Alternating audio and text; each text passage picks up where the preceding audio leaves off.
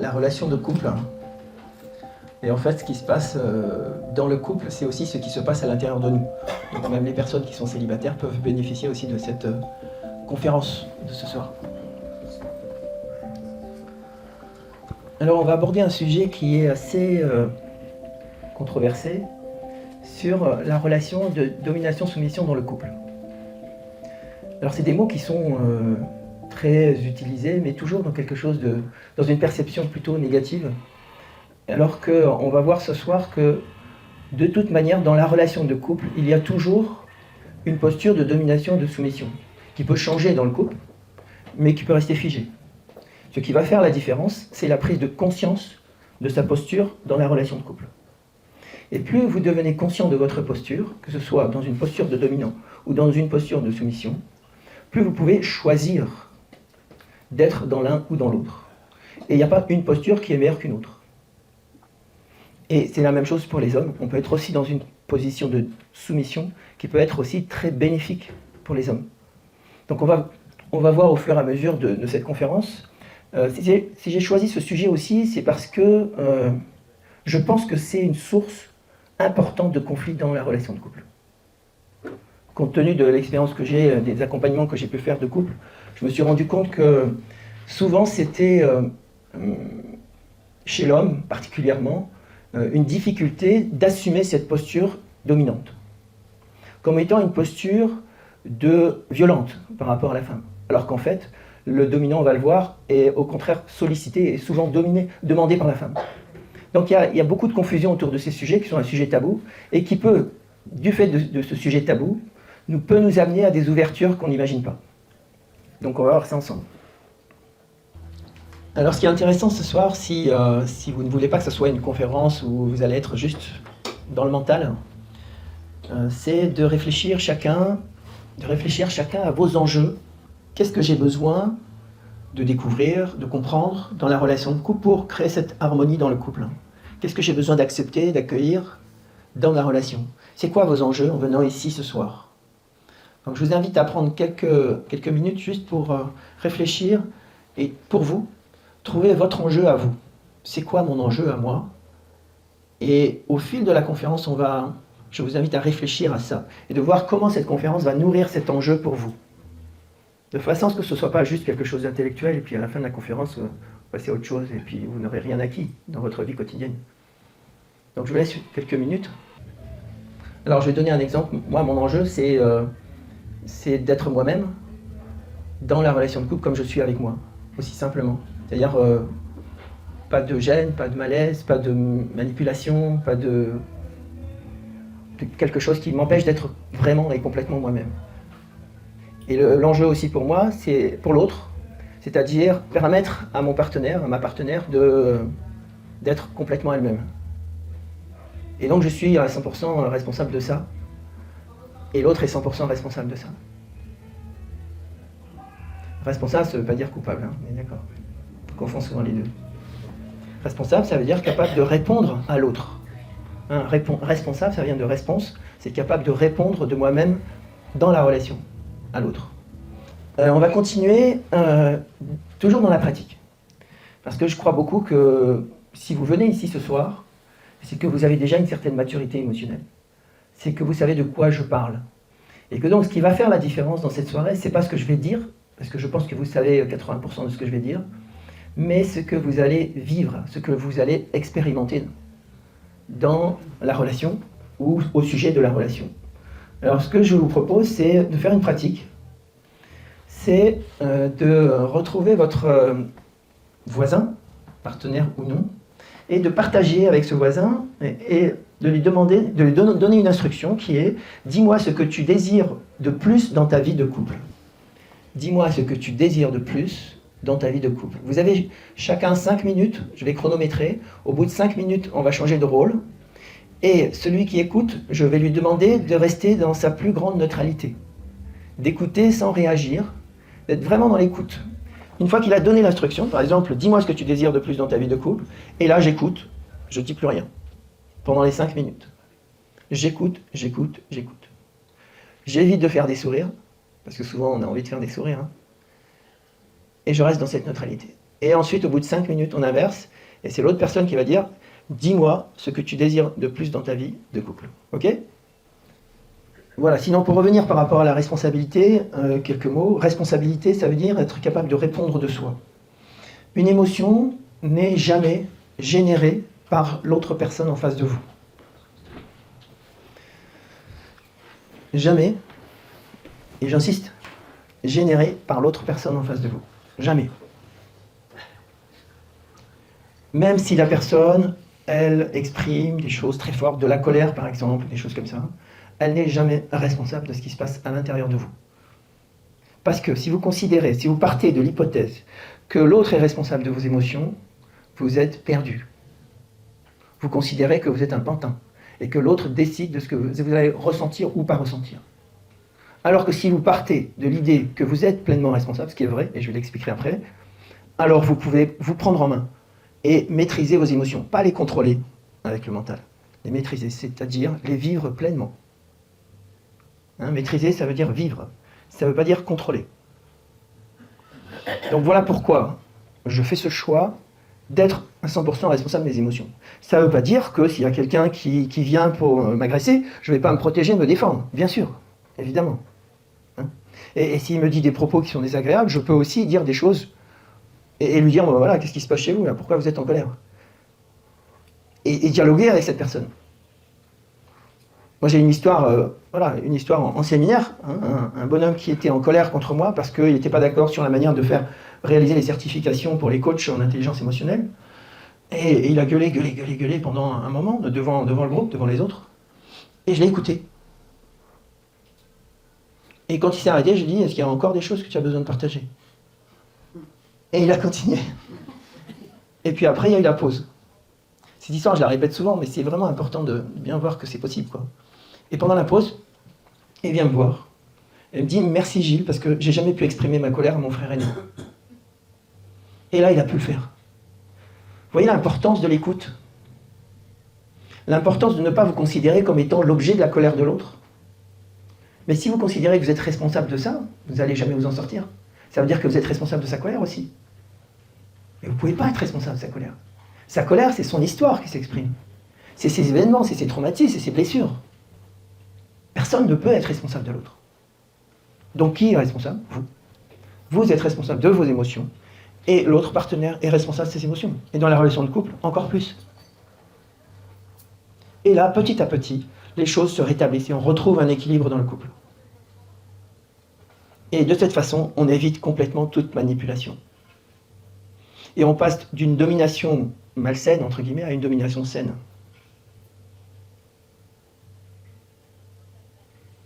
On passe à une soumission saine plutôt qu'une soumission malsaine. Malsaine, ça veut dire où on n'est pas en sécurité.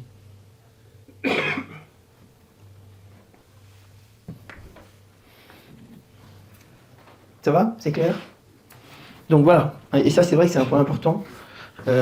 Au-delà de cette soirée, je vous invite à vraiment réfléchir à ce point, qui est un point clé et qui peut changer complètement votre vie. Vous pouvez passer d'un rôle de victime dans votre vie, dans la relation de couple, puisqu'on est ce soir, on parle de la relation de couple, à une posture d'adulte à adulte, chacun responsable. Si vous avez des contre-exemples, je suis preneur, on peut en parler. Ça peut clarifier les choses. Oui ? Moi j'ai un contre-exemple parce que des fois, dans des situations, c'est pas, par exemple, quand tu es énervé, c'est par rapport au comportement de l'autre. Donc forcément, tu n'es pas toujours responsable de tes émotions. Tu ne peux pas être énervé comme ça. Ok, alors je suis énervé parce que tu as crié. D'accord ? Tu n'as pas à crier comme ça, c'est pas normal, ça va pas. Eh bien, si vous fermez les yeux et vous regardez à l'intérieur de vous, qu'est-ce que ça vient chercher chez vous qui fait que c'est toi qui es responsable de mon énervement ?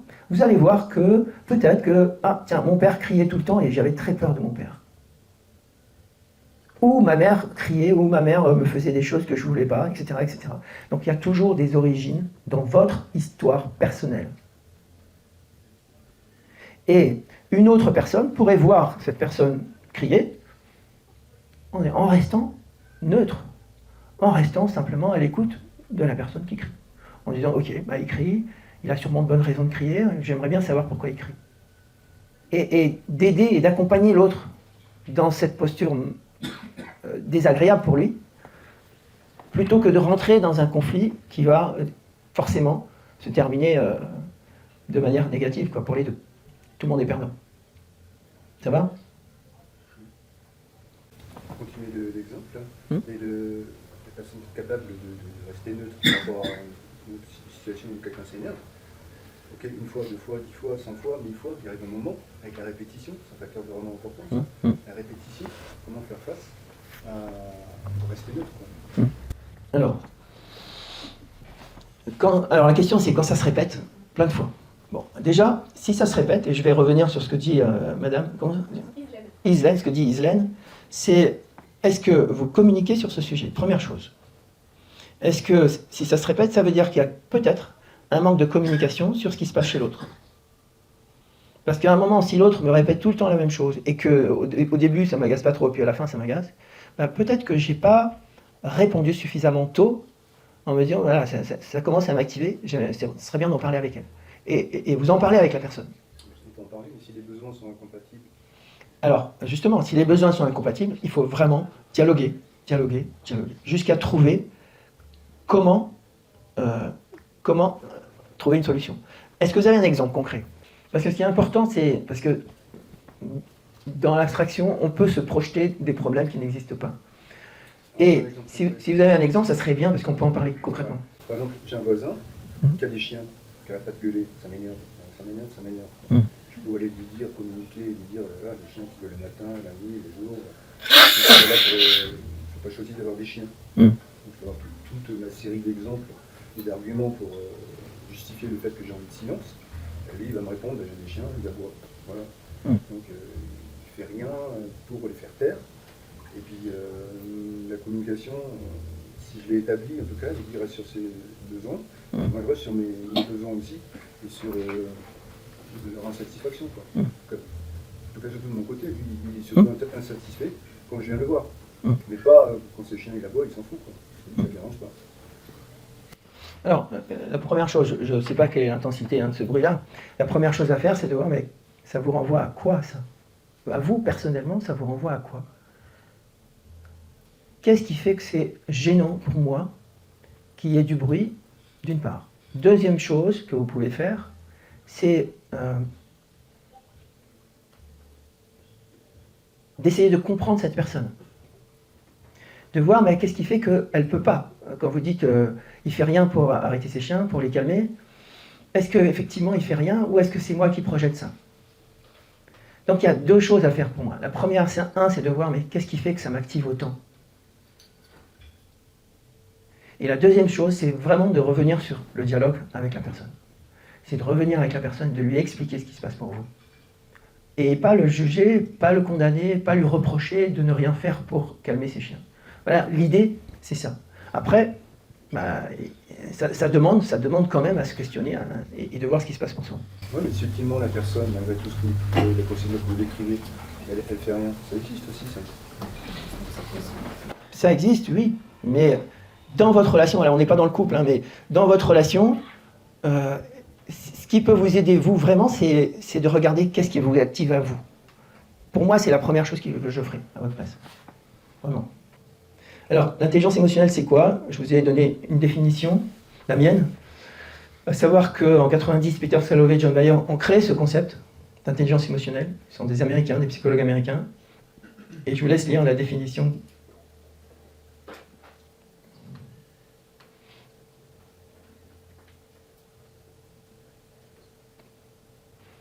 Voilà, alors 2 points, je vais relever 2 points dans cette définition, c'est accueillir le rejet et le désir. Accueillir le rejet, c'est évident qu'il faut accueillir le rejet de l'autre, ou son propre rejet, on peut se rejeter soi-même. Et l'accueillir, ça veut dire quoi? Ça sous-entend être conscient que je me rejette, être conscient que l'autre me rejette. Première chose. Accueillir aussi son désir, parce que son désir est aussi important que son rejet. Si je ne vis pas mon désir dans ma vie, je ne m'épanouis pas. Je vais être frustré, je vais être en survie. Donc c'est aussi important d'écouter mon désir, de respecter mon désir. Le désir, c'est l'impulsion de vie. Et c'est primordial, c'est votre priorité de connaître et de vivre votre désir. Et dans la relation de couple, de faire en sorte que vous le viviez et que l'autre le vive aussi. Deuxième point, nous laisser traverser sans craindre d'être envahi. Se laisser traverser par l'émotion sans craindre d'être envahi. Faire confiance en l'émotion.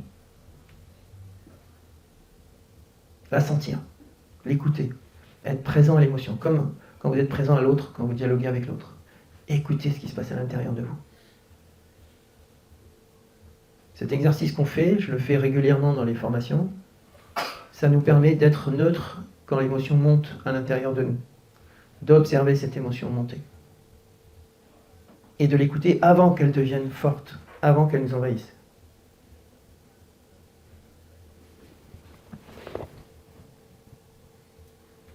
Les tabous. Pourquoi les tabous? Parce que tous les sujets tabous génèrent des émotions. Et la sexualité en fait partie, bien sûr. La domination-soumission en fait partie. Alors, comment savoir si vous avez un tabou? C'est en vous posant la question, de quoi je refuse de parler? Est-ce qu'il y a des sujets que je refuse d'aborder avec mon partenaire? Si vous avez des sujets que vous refusez d'aborder, vous êtes sûr que ça va être des sources de difficultés. Un jour ou l'autre. Et plus vous allez vous ouvrir à dialoguer sur tout ce qui se passe dans le couple, à tous les niveaux, et plus vous allez anticiper sur des difficultés relationnelles. Donc, épier, guetter vos tabous, ça aide énormément dans la relation de couple. La carte des émotions. Vous voyez que les émotions sont dans le corps. Ça veut dire quoi? Ça veut dire que dans mes formations, je travaille avec le corps. On fait des pratiques corporelles. Et toujours à partir du corps. L'émotion est dans le corps. Si on veut libérer une émotion, c'est dans le corps qu'on va la libérer.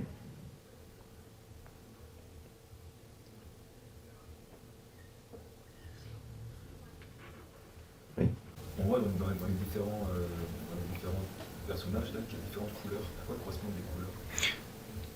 Alors, les couleurs jaunes correspondent à une énergie qui circule très forte. Rouge, moins forte. Noir, c'est neutre. L'énergie circule normalement. Bleu, l'énergie bloque. On voit dans la dépression, l'énergie ne circule pas dans les membres, par exemple. Dans la tristesse. Et donc, il est important de faire en sorte que l'énergie continue de circuler dans le corps. Et donc d'écouter la tristesse, d'écouter la dépression. Parce que la tristesse, en fait, quand elle n'est pas écoutée, ça devient de la dépression. Et on peut prendre des médicaments pour pallier à la dépression, mais une des façons les plus efficaces, c'est d'écouter la tristesse qu'il y a derrière.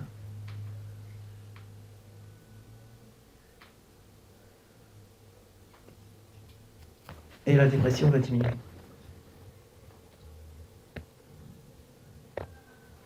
Alors, qui se retrouve là-dedans? HPE, haut potentiel émotionnel. 5 caractéristiques. Et vous levez la main si vous vous retrouvez dans ces 5 caractéristiques. La transparence, l'empathie, la résilience, aider les autres, c'est des gens qui aiment aider les autres, et la curiosité. La transparence, c'est l'authenticité, c'est cette capacité à parler de ses émotions, à parler de ce qu'on ressent spontanément. Qui se retrouve dans ces 5 caractéristiques? La question, c'est qui se retrouve à l'intérieur de ces... Ouais. Quel que soit le niveau, à l'intérieur de chacune. Quel que soit le niveau. Il se reconnaît comme étant transparent, comme étant... voilà. Ok, donc il y a de fortes chances que vous soyez des hauts potentiels émotionnels. Voilà. Et si vous êtes là, c'est pas pour rien, hein, ce soir. Hein. On est d'accord. Voilà, je passe rapidement. Je vais passer sur la physique quantique, je pense que ça... On va aller direct sur les neurosciences. La conscience biologique, c'est important. C'est important de savoir que 95% de nos pensées se répètent tous les jours. 95% de nos pensées d'aujourd'hui se répètent demain. On pense la même chose. Tous les jours. C'est une étude du professeur Daniel Amen de Californie. Révolutionnaire. Mais nos pensées, ils changent au fil du temps. Donc peut-être qu'ils se répètent tous les jours sur le court terme, mais sur le long terme, ça change. 5%. 5% qui changent et 95% qui restent les mêmes. Et on ne s'en rend pas compte, évidemment, parce qu'on n'observe pas ces pensées. On peut le stopper. Bien sûr. Plus on est conscient, plus on peut faire évoluer ses pensées. Et les pensées, c'est quoi? Les pensées, c'est l'émergence de croyances.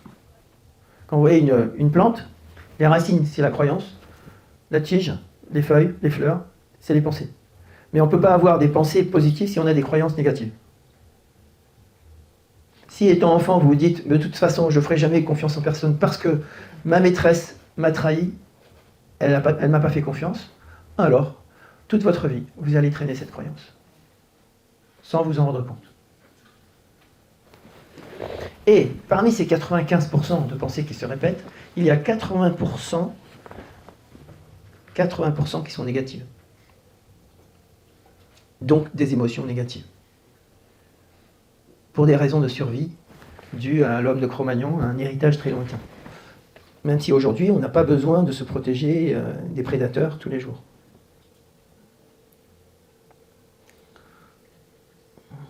Alors, conscience politico-spirituelle.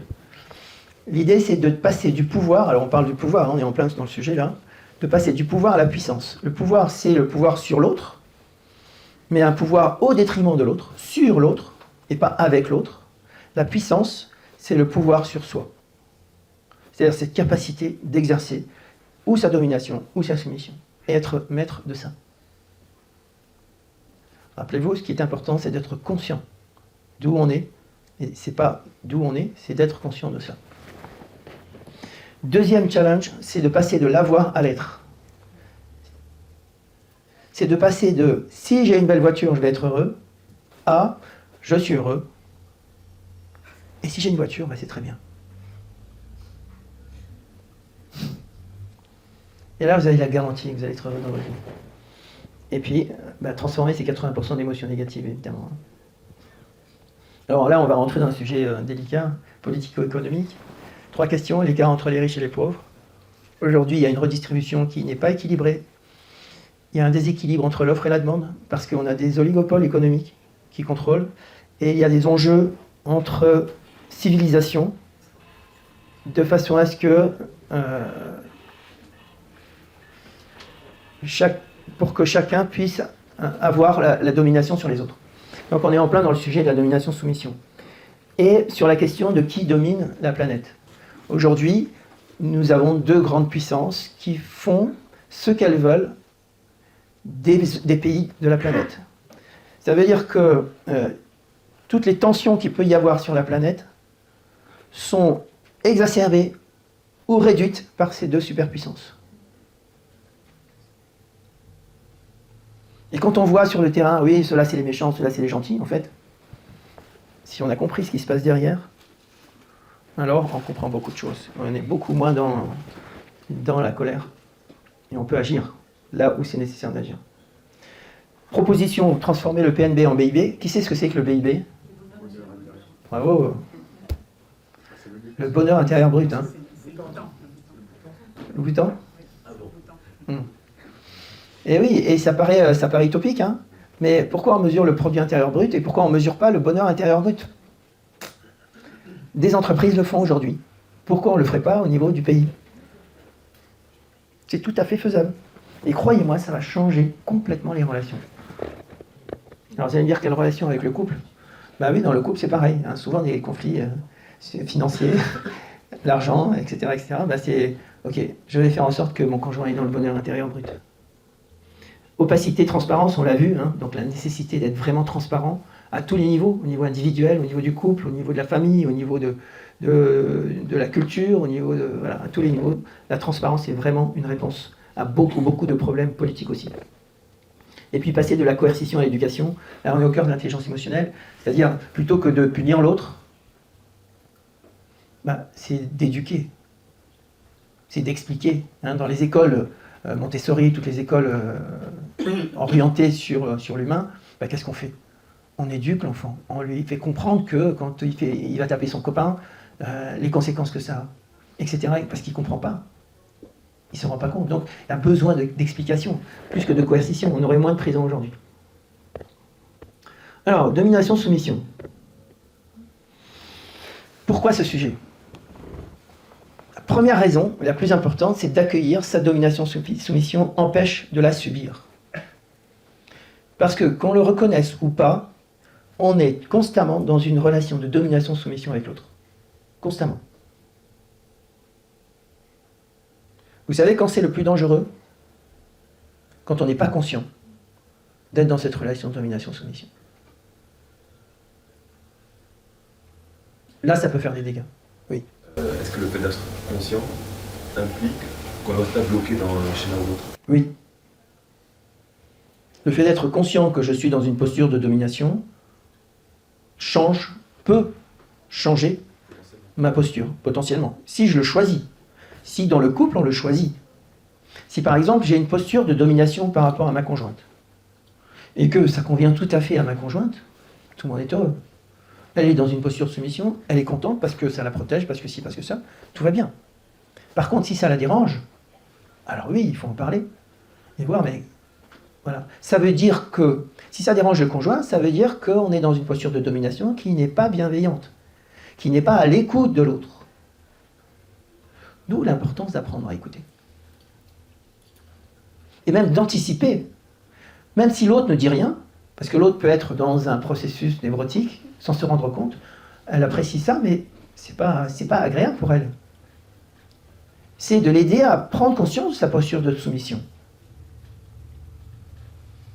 Et de choisir vraiment, mais qu'est-ce que tu veux?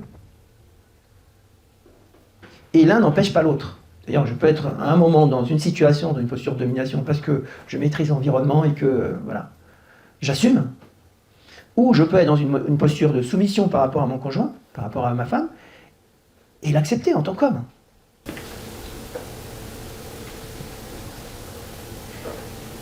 Comment vous définissez le côté positif de la soumission? C'est l'acceptation, le consentement, le volontaire et conscient. C'est ça. C'est ça. Parce que les femmes le disent souvent, quand elles sont dans cette posture de soumission, elles s'abandonnent. Et dans la vie, c'est très difficile de trouver des situations où on peut vraiment s'abandonner et faire confiance à l'autre. Et pareil pour l'homme, même si c'est plus rare, de s'abandonner à la femme, c'est une manière de se dire « Ok, je lâche tous les contrôles. Je laisse ma conjointe contrôler la situation, je fais confiance. » Ça demande un travail sur soi. Quelle différence vous faites avec dominant et dominé? Dominant et soumis. Dominer, c'est soumis, pour moi, hein. Et dominant, c'est celui qui exerce le contrôle. Donc vous avez choisi plutôt soumis que dominé. Oui, moi je suis plutôt dans une posture dominant en général, mais j'apprends à être dans une posture de soumission aussi. Parce que les deux postures, cette flexibilité en étant dans les deux, est très bénéfique pour la psyché humaine, pour l'affectif. Parce que moi je ne peux pas m'empêcher de voir dans le mot soumission une connotation péjorative par rapport à la femme avant. Bien sûr, mais bien sûr. Donc, je préfère dominer, même si c'est pareil. Bon, voilà. Oui, après, vous pouvez utiliser le terme que vous voulez. Moi, je ne suis pas arrêté sur les mots, hein. On est d'accord. Mais en même temps, je vous invite à vous poser la question, mais qu'est-ce qui me gêne en étant dans la soumission, quoi, hein, et d'en parler avec le conjoint, de dire, ok, c'est quoi, qu'est-ce qui est négatif dans ça? Il y a des phrases comme ça, c'est un peu provocateur, mais il y a Anne Desplos, vous ne connaissez sûrement pas, mais elle dit « Une femme véritablement soumise doit être chérie et protégée, car elle est la seule à pouvoir offrir à un homme le don de la domination. » Et bien, un couple où on s'entend et on est capable de changer de rôle, d'être dans cette flexibilité dans la relation de couple, croyez-moi, waouh, il n'y a pas beaucoup de crainte à avoir. Ça veut dire que les deux sont très flexibles.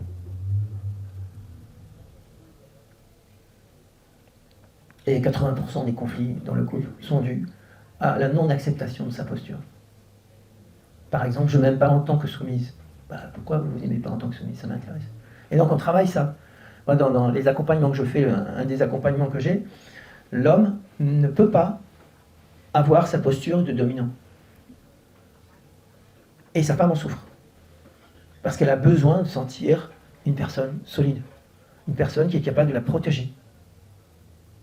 Et c'est son rôle en tant qu'homme, même si je reconnais l'importance de cette flexibilité. Hein, mais de notre héritage, l'homme a ce rôle aussi. On ne peut pas le nier. Et donc, je n'ai rien contre le féminisme, contre le masculinisme, hein, mais je pense que c'est dans cette flexibilité qu'on sort des conflits. En étant féministe, bah, qu'est-ce qu'on fait finalement? On reproche à l'homme d'être ce qu'il est. Mais en même temps, on ne s'accepte pas dans sa masculinité. Les femmes qui ne s'acceptent pas dans leur masculinité le rejettent. Et curieusement, les femmes qui rejettent leur masculinité sont très masculines d'apparence. Je ne sais pas si vous avez remarqué ça. Et inversement, pour les hommes, c'est pareil. Et donc, il y a un paradoxe. Et donc, l'idée, c'est pour ça que je disais au début de la conférence que, en fait, ça ne concerne pas seulement les couples, ça concerne aussi la personne elle-même. Est-ce que je m'accepte dans ma posture masculine et dans ma posture féminine? Est-ce que je sais être féminin en restant un homme? Est-ce que je sais être masculine en restant une femme? Voilà le challenge aujourd'hui dans la relation de couple. Oui. Pour l'avoir parlé avec une amie de ces notions-là, moi je faisais la distinction entre les notions de homme-femme et féminin-masculin. Elle confondait les deux. Mais comment vous voyez justement ces deux notions? Ce que vous dites. Okay. Pour moi, l'homme, il a le féminin, il a le masculin. Le féminin, le masculin. Et la femme, c'est pareil. Mais pour autant, vous dites qu'un homme doit plus tendre vers le masculin, de par sa nature. De par sa nature. Maintenant, j'ai rien contre les hommes qui ont choisi leur féminité et mettre l'accent sur la féminité. Pourquoi pas? Voilà, mais c'est plus difficile dans notre société, on va dire. Oui.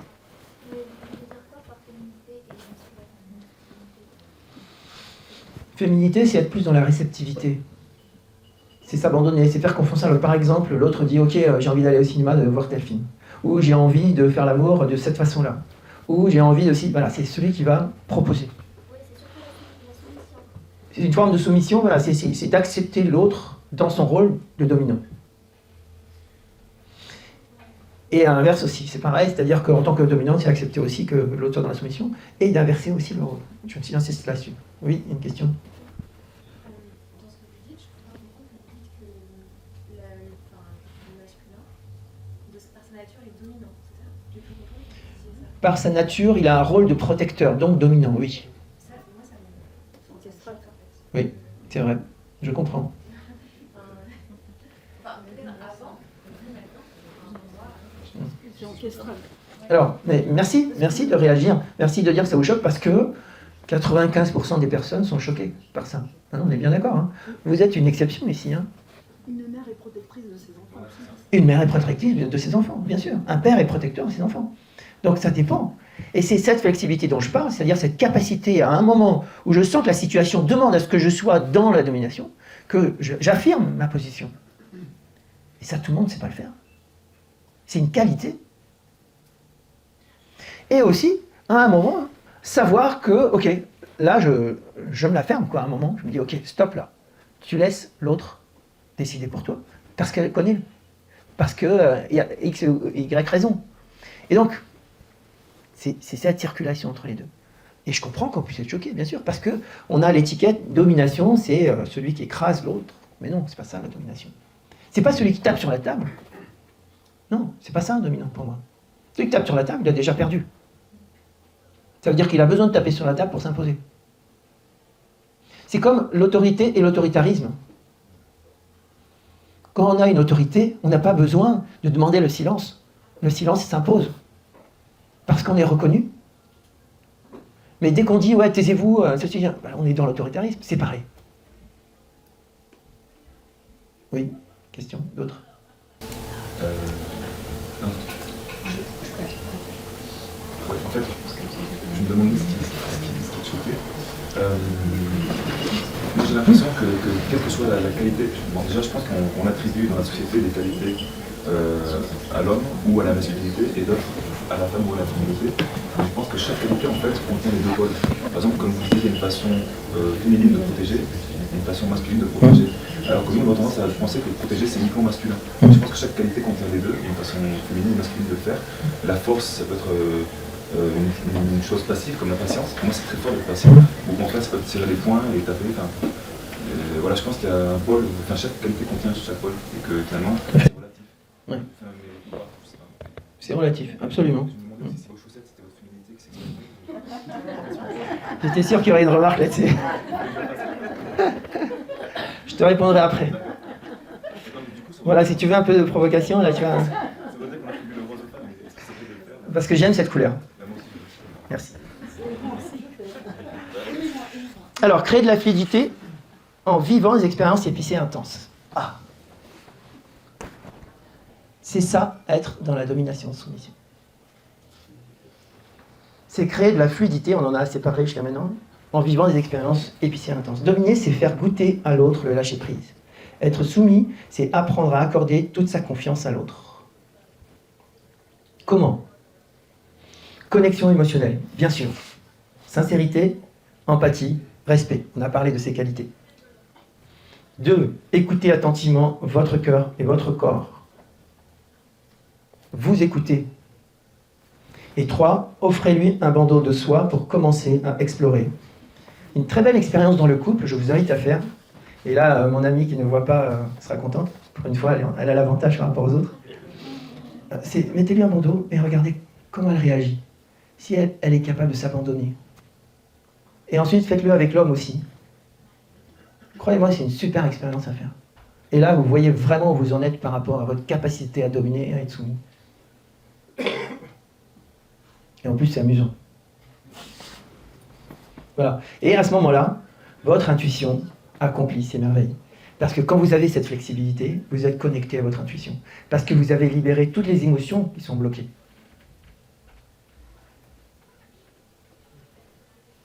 C'est un travail de libération émotionnelle, vous l'avez compris. Cette flexibilité, c'est parce que vous avez libéré toutes les émotions, toutes les blessures, toutes les peurs de votre histoire. Sinon, vous ne pouvez pas être flexible. Assumer sa domination pour une femme ou un homme, c'est libérer ses émotions.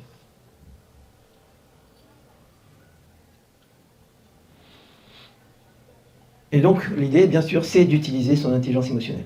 Voilà. On n'a pas le temps, malheureusement, j'aurais bien voulu vous faire quelques démonstrations en coaching, mais on ne va pas avoir le temps de le faire. Par contre, je reste ici, si c'est possible, s'il n'y a pas de conférence derrière. Si vous avez des questions, plus personnelles, de couple ou autres, sur le sujet, je suis là pour vous écouter. Voilà, je vous remercie de votre écoute, et je vous souhaite une belle soirée. Si vous avez besoin d'informations aussi sur les coachings, sur les trainings, les formations, je peux vous donner toutes ces informations. Je n'ai pas de documents sur moi, mais je peux vous donner les informations si vous le souhaitez. Je suis là. Merci et bonne soirée.